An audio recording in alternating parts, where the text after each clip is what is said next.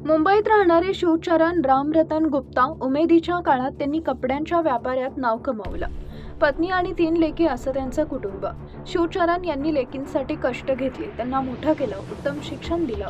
लेकी आयुष्यात यशस्वी झाल्या, त्यांची चांगल्या कुटुंबात लग्न झाली आणि आता तिघी सासरी असतात. अनेक वर्ष छान गेली, सगळं व्यवस्थित सुरू होतं. शिवचरण यांचं वय झालं, त्यांची पत्नी देखील म्हातारी झाली. वृद्ध दाम्पत्य हरियाणातील सोनीपतमधील एका वृद्धाश्रमात राहू लागले. मंगळवारी 4 जुलैला शिवचरण यांनी अखेरचा श्वास घेतला. त्यांच्या लेकींना याबद्दलची माहिती कॉल करून देण्यात आली, पण त्यांना वडिलांच्या अंत्यदर्शनासाठी वेळ नव्हता. त्यांनी सोनीपतला येण्यास नकार दिला. त्याऐवजी व्हिडिओ कॉलवरून वडिलांचे अंत्यविधी पाहिले. शिवचरण गुप्ता सोनीपतमधील समाज कल्याण शिक्षण समितीच्या वृद्धाश्रमात गेल्या 1.5 वर्षांपासून वास्तव्यास होते.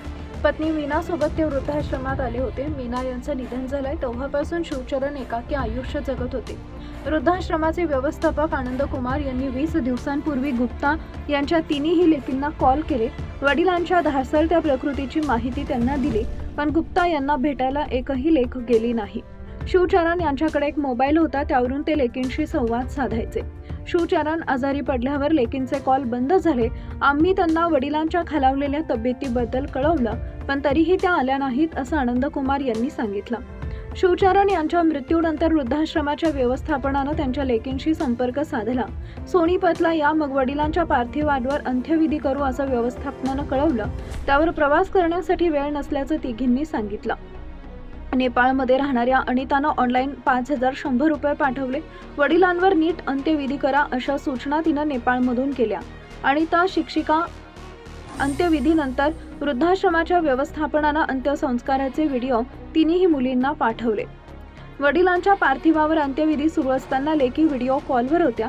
त्यावेळी एका मुलीचा आवाज ऐकू आला, अंत्यविधी व्हायला अजून किती वेळ लागणार आहे, आम्हाला जेवायचंय, अंघोळीला जायचंय, असं एका मुलीनं व्हिडिओ कॉलवर म्हटलं. शिवचरण यांना त्यांच्या लेकींचा प्रचंड अभिमान होता.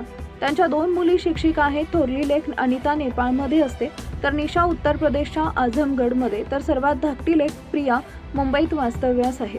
तिघींची लग्न झालेली आहेत. वडिलांच्या अस्थी सांभाळून ठेवा असं मुलींनी आधी वृद्धाश्रमाला सांगितलं होतं, पण नंतर त्यांनी वेळ नसल्याचं कळवलं. वडिलांच्या अस्थी तुम्हीच गंगा नदीत विसर्जित करा अशी विनंती त्यांनी वृद्धाश्रमाच्या व्यवस्थापनाला दिली.